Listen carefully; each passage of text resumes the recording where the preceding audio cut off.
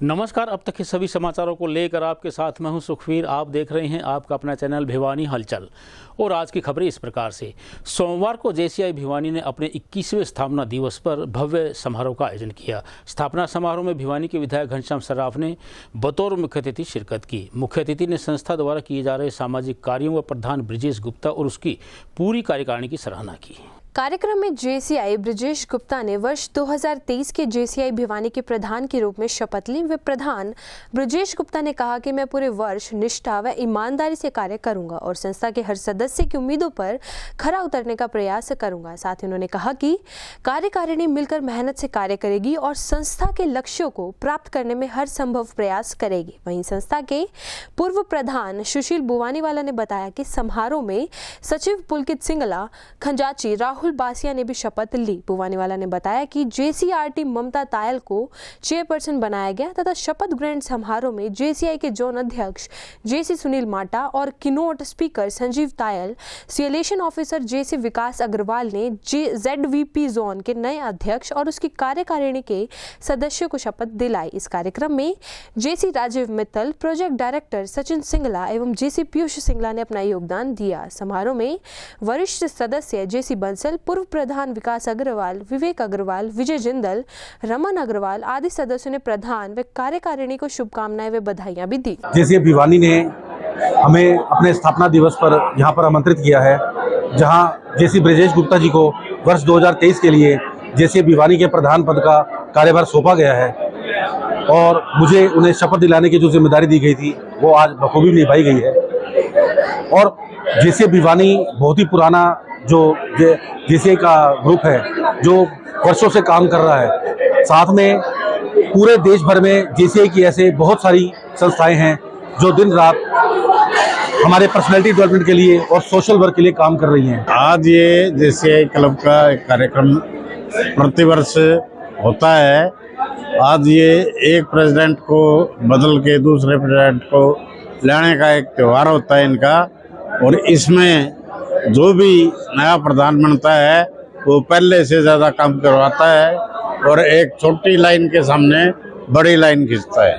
तो ये बड़े हर्ष की बात है कि समाज के विभिन्न वर्गों को साथ लेकर और इस टाइप के काम करना। जैसे अभी नंदीशाला में इन्होंने नंदियों के लिए शेड, उनके चारे की व्यवस्था और इस टाइप के काम जो मेजर काम है वे लिए हैं।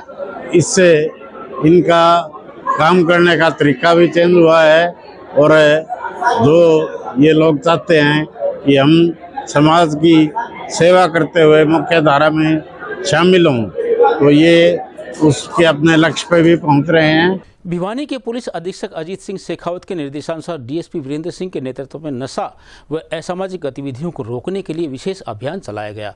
अभियान टीम सदस्यों ने इस दौरान अनेक स्थानों पर पहुंचकर संदिग्ध लोगों की आईडी चेक की और उन्हें आवश्यक दिशा निर्देश जारी की। चेकिंग अभियान में थाना शहर पुलिस भिवानी और थाना सिविल लाइन की टीम संयुक्त रूप से सभी पार्कों में गई और वहां पर उनके द्वारा चेकिंग की गई। इस दौरान उन्होंने सरेआम नशीला पदार्थ का सेवन करने वाले लोगों और अन्य गतिविधियों में शामिल लोगों के ऊपर विशेष नजर रखी। इस अवसर पर डीएसपी वीरेंद्र सिंह ने सभी को आवश्यक दिशा निर्देश दिए और कहा कि सभी लोग संदिग्ध दिखने वाली गतिविधियों पर नजर रखें। वहीं भिवानी के डीएसपी वीरेंद्र सिंह ने बताया कि भिवानी पुलिस ने पुलिस अधीक्षक अजीत सिंह शेखावत के निर्देशानुसार भिवानी के Hooda park, Nehru park, Thakur Bir Singh park, Bansilal park सहित अन्य पार्कों का दौरा किया और इस दौरान उन्होंने बताया कि भिवानी पुलिस ने नशे का कारोबार करने वाले लोगों के खिलाफ एक विशेष अभियान चलाया हुआ है। इस मामले में उन्होंने आम जनता से भी अपील की है कि अगर आपके आसपास कोई भी संदिग्ध व्यक्ति या नशे का कारोबार करने वाला व्यक्ति है तो आप इसकी सूचना डायल 112 या अपने नजदीकी थाना क्षेत्र में दें। भिवानी पुलिस किसी भी नशा तस्कर या असामाजिक तत्वों को नहीं छोड़ेगी और उन्होंने असामाजिक तत्वों को चेतावनी दी है कि या तो असामाजिक तत्व अपनी गतिविधियां छोड़ दें, नहीं तो वे जल्द ही पुलिस की गिरफ्त में होंगे तथा किसी भी अपराधी को बख्शा नहीं जाएगा। ऐसा सिविल लाइन थाने की फोर्स, सिटी थाने की फोर्स और सिटी थाने की तमाम जो चौकियां हैं उनकी फोर्स हुड्डा पार्क के अंदर, सुरेंद्र पार्क, बंसीलाल पार्क और नेहरू पार्क के अंदर इन्होंने मतलब सर्च अभियान चलाया है। और इस अभियान का मेन मकसद है कोई एनडीपीएस वगैरह का कोई संदिग्ध व्यक्ति ना हो, असला वगैरह लिया हुआ या कोई एनडीपीएस का काम ना कर रहा हो इन पार्कों में, छोटे छोटे बच्चों को बहला फुसला के उनको पुड़िया वगैरह ना सप्लाई कर रहा हो। तो इस संदर्भ में ये सर्च अभियान चलाया गया। आम जनता से यही अपील करना चाहूँगा मैं कि नशे से दूर रहें, और इस तरह की कोई भी शिकायत आती है और कहीं पता चलता है तो तुरंत पुलिस को सूचना दें। डायल 112 पे कॉल कर सकते हैं, कंट्रोल रूम में कॉल कर सकते हैं। तो यही मेरा सभी से अपील है भिवानी वासियों से कि नशे से दूर रहें, अपने बच्चों को बताएं, उनको शिक्षा दें कि भी नशे से दूर रहें। विद्यार्थियों को अधिक से अधिक संस्था में जोड़ने व उन्हें निःशुल्क कोचिंग प्रदान करने के लिए ऑनलाइन आवेदन की अंतिम तिथि शिक्षा विभाग के द्वारा बढ़ाकर 31 जनवरी कर दी गई है। गौरतलब है कि इस योजना के तहत सरकारी स्कूलों में पढ़ने वाले विद्यार्थियों को विभिन्न कोर्सेज में दाखिले के लिए निःशुल्क कोचिंग दी जाएगी। बुनियाद कार्यक्रम में विद्यार्थियों को अधिक से अधिक जोड़ने के लिए शिक्षा विभाग विशेष अभियान चला रहा है। इसमें दाखिला लेने वाले विद्यार्थी निःशुल्क कोचिंग ले सकेंगे। आपको बता दें कि पिछले साल 4 कोचिंग सेंटर्स में 139 विद्यार्थियों ने दाखिला लिया था तथा अब की बार शिक्षा विभाग इन 4 सेंटर्स की जगह अब की बार 7 सेंटर्स में ज़्यादा से ज़्यादा विद्यार्थियों का दाखिला करवाना चाहता है ताकि विद्यार्थी अच्छी शिक्षा प्राप्त कर सके। सरकारी स्कूलों में पढ़ने वाले विद्यार्थियों के लिए मेडिकल इंजीनियरिंग की कोचिंग के लिए यह बुनियाद योजना बनाई है। बुनियाद योजना के तहत 8वीं के विद्यार्थी जिनके 55% से ज़्यादा अंक हैं, वे विद्यार्थी इस बुनियाद योजना के तहत अपना रजिस्ट्रेशन 31 जनवरी तक करवा सकते हैं, जिसमें 9वीं कक्षा में दाखिले के बाद 10वीं कक्षा तक फ्री कोचिंग दी जाएगी। इसमें वर्दी, स्टेशनरी व घर तक का ट्रांसपोर्ट भी दिया जाता है। वहीं नोडल अधिकारी रोहित इंदौरा ने बुनियाद योजना का विद्यार्थियों के लिए बड़ा ही शुभ अवसर बताते हुए विद्यार्थियों को इसके फायदे भी बताए। नमस्कार, मैं जिला विज्ञान विशेषज्ञ भिवानी जिले से। जैसा कि आप सभी को विदित है कि बुनियाद कार्यक्रम शिक्षा विभाग की एक महत्वाकांक्षी योजना है। इसके अंतर्गत हम 8वीं कक्षा के बच्चों का रजिस्ट्रेशन करते हैं, जिसके बाद कि बच्चे 2 साल के लिए ऑनलाइन पढ़ाई करते हैं हमारे बुनियाद केंद्रों में। अभी हमारे ज़िले में 4 बुनियाद केंद्र चल रहे हैं, जिसमें कि लगभग 139 बच्चे अभी शिक्षा ग्रहण कर रहे हैं। यह शिक्षा विभाग की बहुत अच्छी योजना है, जिसमें कि हम बच्चों को ऑनलाइन कॉम्पिटिटिव एग्जाम्स की तैयारी करवा रहे हैं। शिक्षा विभाग के द्वारा बच्चों को ड्रेस, स्टेशनरी मुफ्त में दी जा रही हैं और आने जाने के लिए TADA घर तक का किराया मुफ्त दिया जा रहा है। और बच्चों को इसके लिए आने वाले भविष्य में उनके लिए अच्छी तैयारी के लिए बहुत एक अच्छा प्लेटफॉर्म दिया जा रहा है सरकार के द्वारा। इसके साथ साथ जो है सरकार ने सुपर 100 के लिए रजिस्ट्रेशन स्टार्ट कर रखा है। सुपर 100 भी एक सरकार की महत्वाकांक्षी योजना है, जिसमें कि सरकारी स्कूल के बच्चों को IIT नीट की तैयारी करवाई जाती है। सुपर 100 का रजिस्ट्रेशन 17 तारीख से शुरू हो चुका है और इसकी अंतिम तारीख 3 फरवरी 2023 है। और इसमें भी हमारे ज़िले से बच्चे जो हैं बढ़ चढ़ के भाग ले रहे हैं। अभी जो है हमारे ज़िले से लगभग 2500 से ज़्यादा बच्चों ने अपना रजिस्ट्रेशन करवाया है और हम आशा कर रहे हैं कि जैसे कि 31 जनवरी जो है हमारे रजिस्ट्रेशन की लास्ट डेट है, तक हम आशा कर रहे हैं कि हम एक काफ़ी अच्छा नंबर जो है बढ़ा पाएंगे अपने रजिस्ट्रेशन का अपने ज़िले से, भिवानी ज़िले से।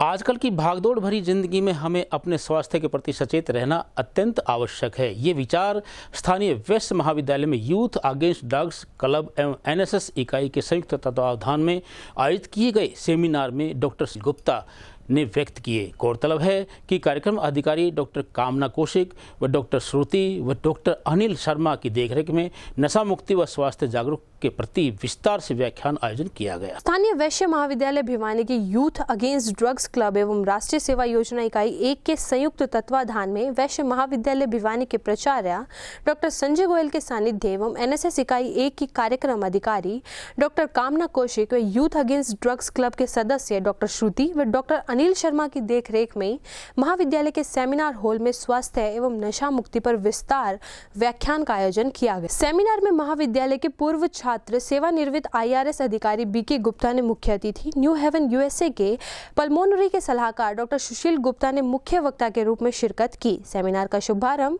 वैश्य महाविद्यालय प्रबंधक समिति के महासचिव डॉक्टर सुरेश गुप्ता, प्राचार्य डॉक्टर संजय गोयल, वैश्य महाविद्यालय भिवानी के स्वपोषित विभाग की डायरेक्टर डॉक्टर प्रोमिला सुहाग, महाविद्यालय की NSS इकाई 1 की प्रभारी डॉक्टर कामना कौशिक द्वारा मां सरस्वती के चित्र के सम्मुख दीप प्रज्वलित कर किया गया। वहीं प्राचार्य डॉक्टर संजय संजय गोयल ने कहा कि आज चिकित्सा की वजह से हम स्वस्थ हैं। युवा स्वास्थ्य के प्रति सचेत रहकर भारत को विश्व गुरु बनाने में अहम कड़ी का काम कर सकते हैं। इस अवसर पर मंच का सफल संचालन डॉक्टर हरिकेश पंघाल ने किया। कार्यक्रम जो आयोजित किया गया है, आप अपने पुराने संस्थान में आए हैं, कैसा महसूस कर रहे हैं और क्या आपका यहाँ पे लक्ष्य? देखिए, मैं आज 1982 के बाद पहली बार यहाँ आ रहा हूँ और यहाँ आने के बाद I am so deeply touched and by the hospitality and principal साहब से मिलके, फैकल्टी मेंबर से मिलके, इन्हीं की पढ़ाई की वजह से आज मैं अमेरिका में काफ़ी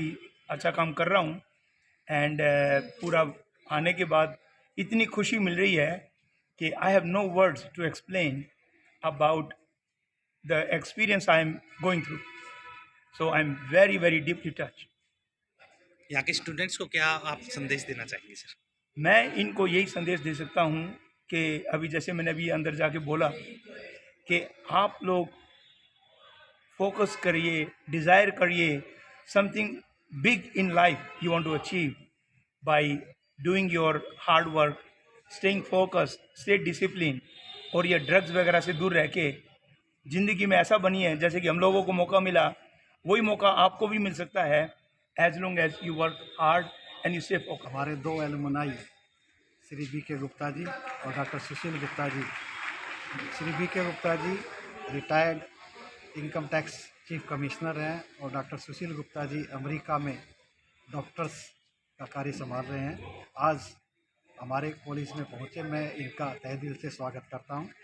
आज हमने, क्योंकि डॉक्टर सुशील गुप्ता जी डॉक्टर हैं, अमेरिका से आए हैं, तो बच्चों के लिए हमने हेल्थ के ऊपर एक सेमिनार रखा हुआ था जिनके ऊपर डॉक्टर सुशील गुप्ता जी ने काफ़ी अपने विचार रखे। अपनी विभिन्न मांगों को लेकर नंबरदारों की राज्य स्तरीय पदयात्रा का बीती शाम भिवानी पहुंचने पर नंबरदार एसोसिएशन भिवानी के पदाधिकारियों द्वारा जोरदार स्वागत किया गया। सोमवार को राज्य प्रधान जिलेश सिंह व जिला प्रधान धर्मवीर कुंगड़ आदि के नेतृत्व में यह पदयात्रा दादरी जिले की तहसील बोंद के लिए रवाना हो गई।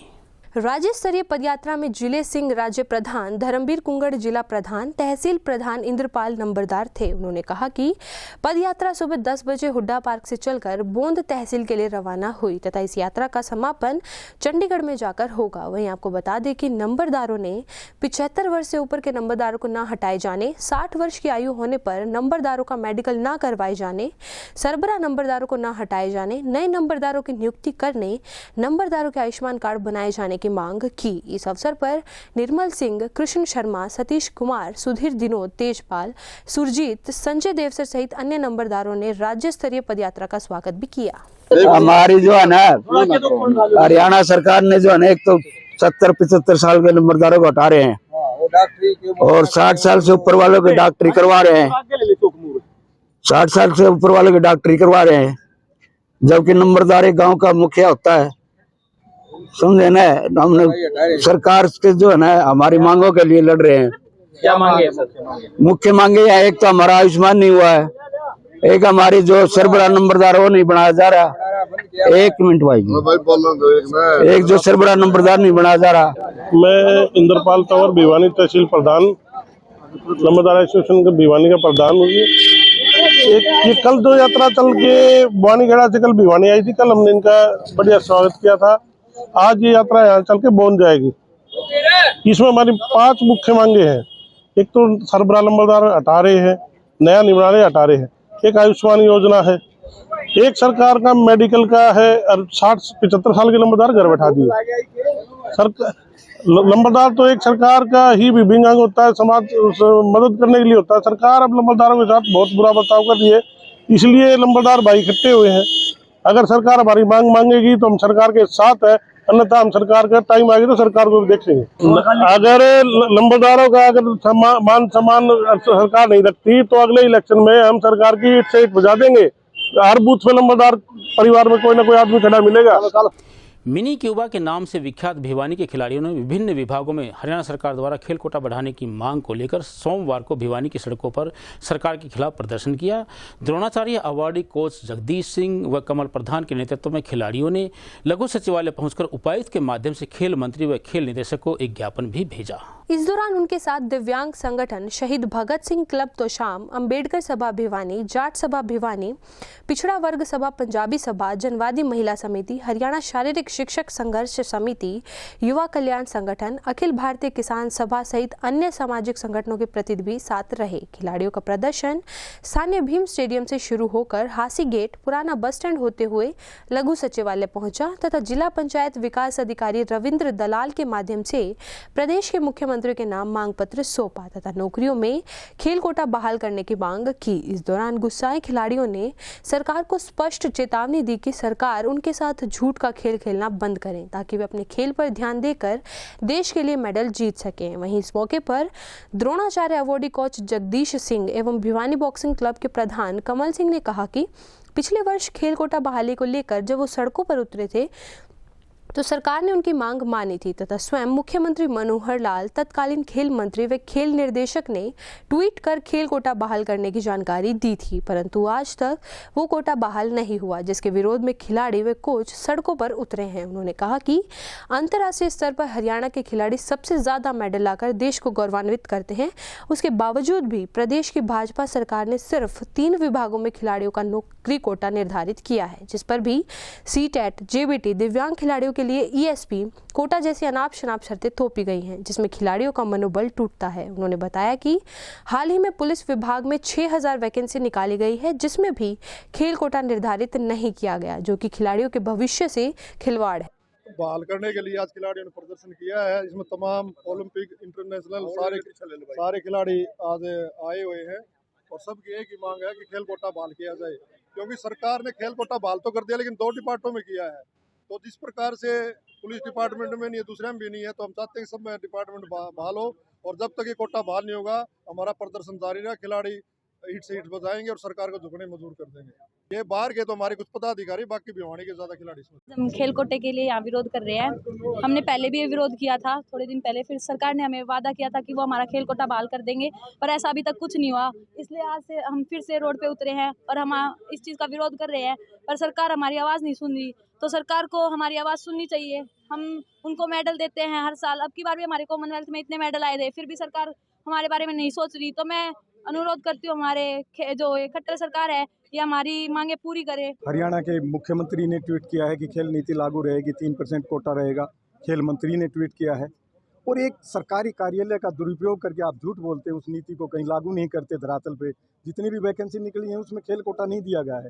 खास करके दूसरे जो विभाग हैं उसमें तो कोई टेक्निकल कंडीशन, जैसे टीचर लगेंगे, इंजीनियर लगेंगे, इंजीनियर का डिप्लोमा चाहिए। हरियाणा पुलिस में क्या चाहिए?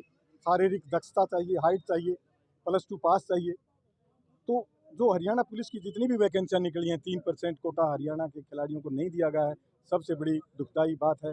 और ट्वीट करके सीएम साहब ने, पिछली बार हमने एजिटेशन किया, आंदोलन किया, यहाँ पे हमारे बड़े खिलाड़ी विजेंद्र भी आए थे, दूसरे खिलाड़ी भी आए थे, तब हरियाणा सरकार ने एक ट्वीट करके पूरा देश को, प्रदेश को संदेश दिया था कि हमने आपकी मांगें मान ली हैं, एज इट इज़ आपका 3% कोटा लागू रहेगा।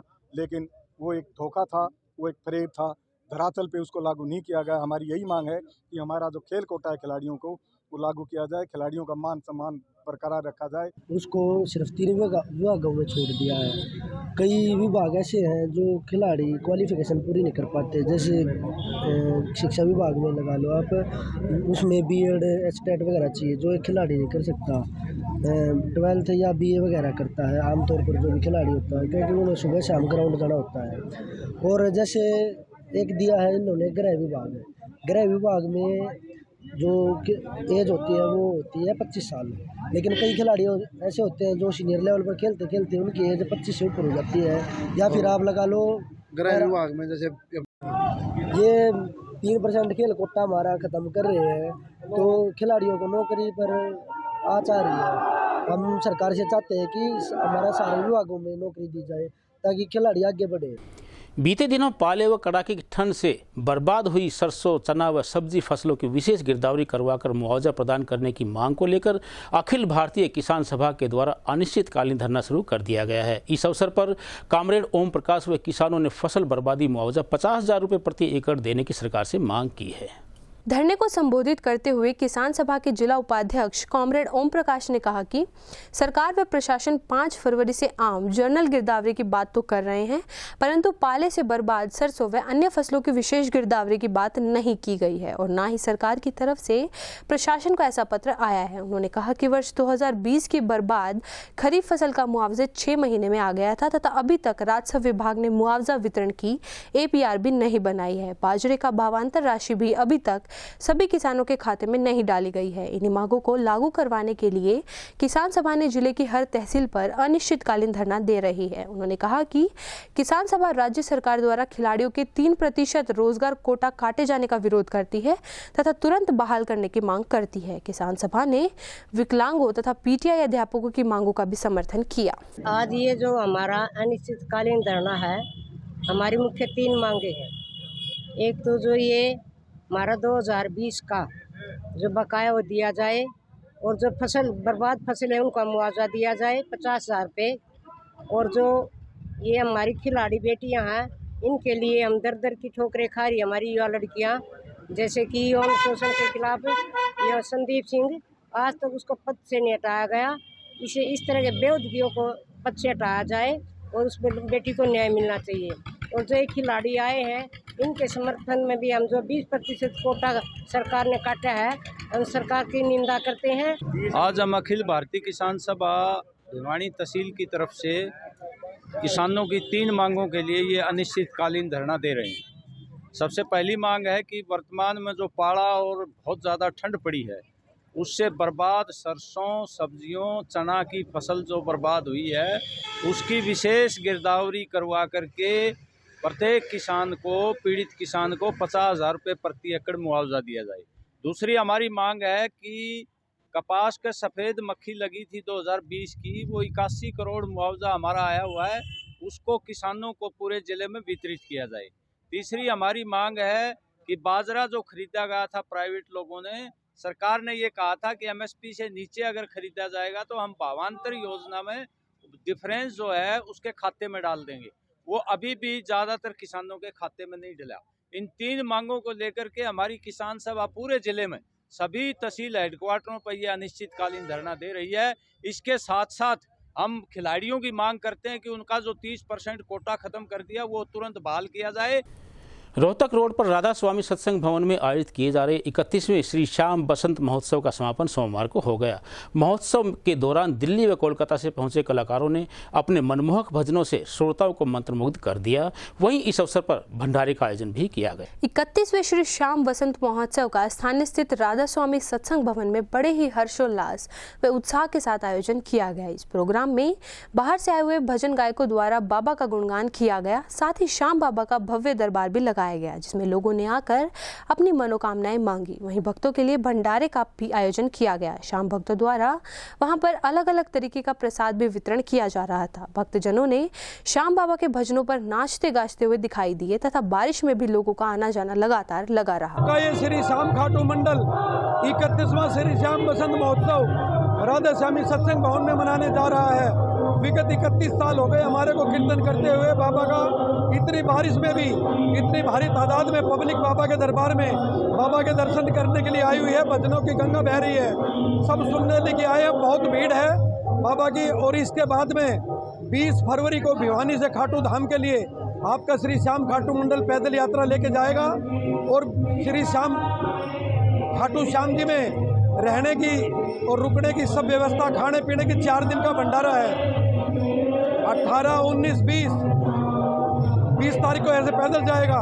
4 तारीख तक 1, 2, 3, 4 दिन का भंडारा रहेगा। कितना भगत आओ, सबको निमंत्रण हाथ जोड़ के है। पूरा शाम भगत जितना भी आएगा सबके लिए पूरी रुकने की, खाने की पूरी। आज की खबरों में बस इतना ही। अब मुझे दीजिए इजाजत। देखते रहिए आपका अपना चैनल भिवानी हलचल।